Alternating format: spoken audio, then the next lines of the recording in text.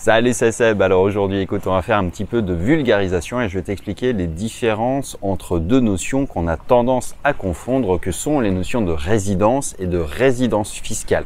Alors si aujourd'hui tu ne me connais pas encore, eh bien je suis expatrié depuis 2010, je suis en Asie eh bien si ce type de contenu t'intéresse, n'hésite pas à t'abonner à la chaîne parce que je partage effectivement tout mon quotidien d'entrepreneur expatrié avec tout ce que ça comporte de recettes et puis de technique et puis surtout de stratégie. Bref, tout ça pour dire qu'aujourd'hui, les gens confondent avec effectivement souvent beaucoup de malice qui est un peu entretenue, c'est-à-dire qu'il y a deux notions qui sont vraiment très distinctes qu'il faut comprendre, c'est la notion de résidence et de résidence fiscale. Si je schématise pour le dire très simplement, en fait, ta résidence c'est l'endroit où tu habites et ta résidence fiscale, c'est l'endroit où tu payes des impôts. La plupart du temps, évidemment, si tu es, je sais pas, par exemple, né en France, que tu as un travail en France, que ton épargne, ta maison, ton business est en France, tu payes des impôts en France. Tu vois un peu ce que je veux dire, tout est lié. Et c'est de là que vient cette ambiguïté-là, parce que finalement, par défaut, tu es de fait résident fiscal français. Sauf que les gens qui s'expatrient ensuite pensent que parce qu'ils sont partis, ils sont forcément résidents fiscal ailleurs. C'est pas tout à fait aussi vrai que ça. Il y a des règles très précises qui sont expliquées par des avocats et puis surtout par le Code général des impôts. Je te mettrai une vidéo en lien qui te permettra de découvrir justement ce qu'une avocate t'explique très bien, notamment sur le fameux mythe des 183 jours. Il y a des différences qui sont liées à des conventions, ça dépend du cas de chacun, c'est-à-dire qu'on peut très bien être habité en permanence à l'étranger, mais être fiscalisé en France. C'est le cas pour plein de gens parce que par défaut, tu la gardes, cette résidence fiscale, sauf à ce que tu en obtiennes une nouvelle et que tu correspondes aux critères.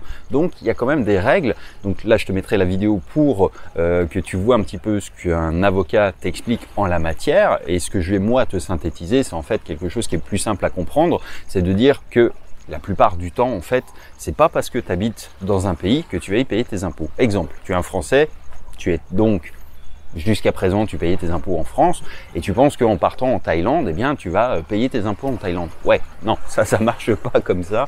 C'est-à-dire que, il faut déjà pouvoir résider en Thaïlande pour ensuite prétendre à la résidence fiscale.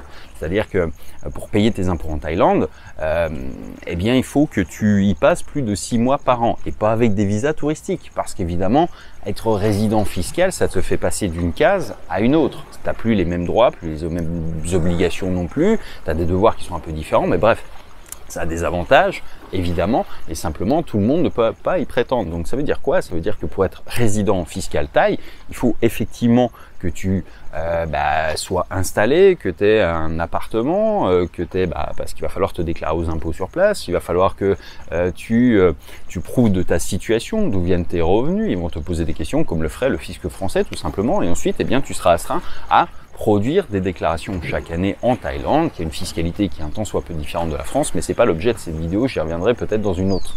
Toujours est-il que, une fois que tu as cette nouvelle résidence fiscale, tu peux de fait abandonner ta résidence fiscale précédente, puisque tu en as une nouvelle qui la remplace, et que la Thaïlande, en l'occurrence, a une convention de non-double imposition avec la France. C'est-à-dire que tu as des pays, par exemple, où tu pourrais être résident fiscal, mais ça change rien quant au fait que tu payes des impôts en France parce qu'il n'y a pas de convention. C'est-à-dire que, ok, tu payes des impôts là-bas, mais désolé, nous, on n'a rien signé avec eux, donc faut aussi que tu payes chez nous.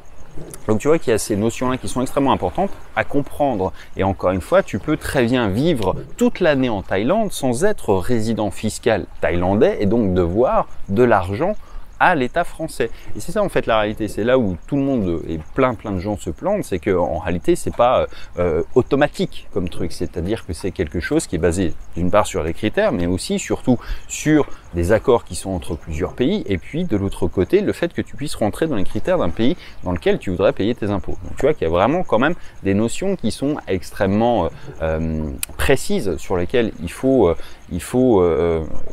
intervenir et sur lesquelles tu peux pas te planter, quoi.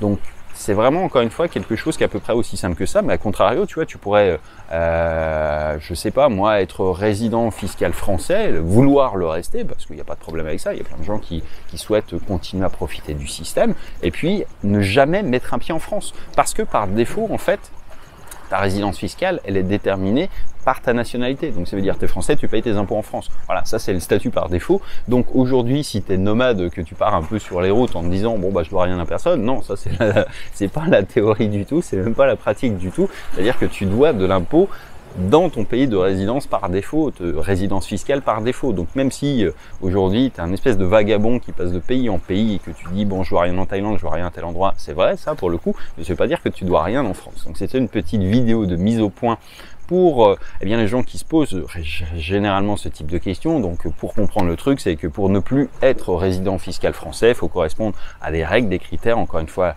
la vidéo de l'avocate t'éclaire très bien là-dessus. Et puis de l'autre côté, il faut avoir une nouvelle résidence fiscale dans un pays effectivement qui a une convention fiscale avec la France. Voilà pour l'exemple français.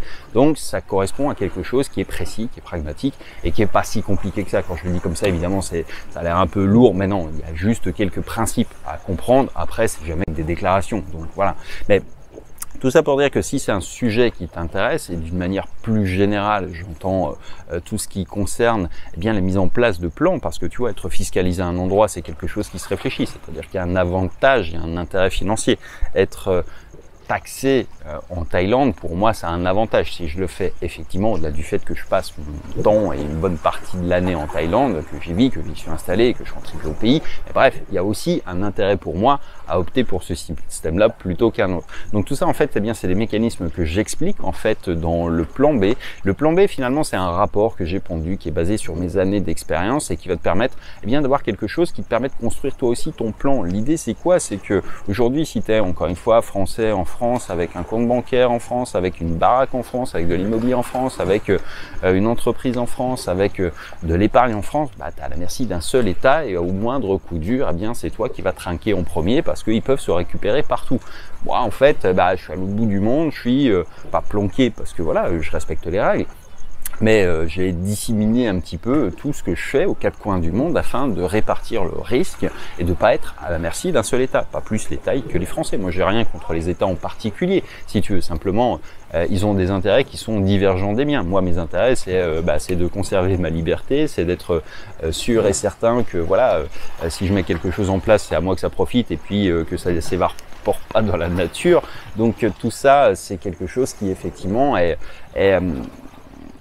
forcément à réfléchir en amont. Bref, tout ça pour te rappeler que dans le lien et dans la description de cette vidéo, tu trouveras en fait un lien vers le plan B, un document donc que tu pourras télécharger pour effectivement construire ton propre plan, ton plan qui te permettra eh bien de faire en sorte d'avoir voilà cette sécurité, cette sérénité et de pas être tributaire d'un seul État et puis éventuellement comme moi peut-être si c'est ton choix de partir, pas nécessairement en Thaïlande mais dans d'autres pays. J'aborde également tout ce qui est la seconde nationalité, pourquoi c'est intéressant d'avoir un deuxième passeport et comment tu peux en avoir un. Enfin bref, je te laisse découvrir tout ça dans le lien qui se trouve dans la description. En attendant, on se dit à très bientôt dans une prochaine.